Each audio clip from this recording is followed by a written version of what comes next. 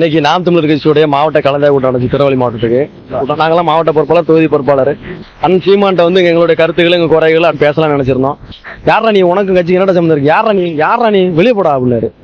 அப்ப நான் வந்து என்னண்ணே இது அப்படின்னு சொல்லி, என்னண்ணே அப்படிங்கும்போது, நீ சாதி ரீதியா கட்டமைச்சிட்டு இருக்க அப்படின்னாரு. நான் அதுல என்ன அதை பத்தி உங்கள்கிட்ட பேசணும் அப்படிங்க. ஆனா என் கூட அப்படி ஒரு அலிகேஷனே கிடையாது.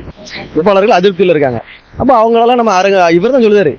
அதனால நம்ம என்ன செய்தோம், அரவணைச்சு என்னென்ன செய்யலாங்கிறத கொண்டு வந்துட்டு இருக்கோம். அப்ப இன்னைக்கு நம்ம அதை பேச வாய்ப்பு கிடைக்கணும்னு நம்ம எந்திரிச்சோம். மறுபடியும் நம்ம ரொம்ப ஆசை பேசுறோம். ஏன் கட்சியா அது இருக்க நேரம் வெளியே போடா அப்படிங்க. அவர் நம்ம அண்ணன் தான். அவர் நாங்க நேரம் தொகுதி செயலாளர் அந்த விஜய்.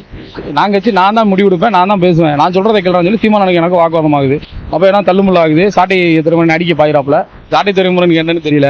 அவன் தான் கட்சி நடத்தினானா என்னன்னு தெரியல. நான் 2016 இருந்து எலெக்ஷன் 2016 எலெக்ஷன் 19 இடைத்தேர்தல் 2021 2024. ஏன்னா எனக்கு முழுசா சொல்ல போனா தமிழ் தேசியம் நல்லா இருக்கணும். முன்னாடி இருந்த ஆளுங்க இப்ப இல்ல. கட்சி சிதைவடைஞ்சிட்டே வருது.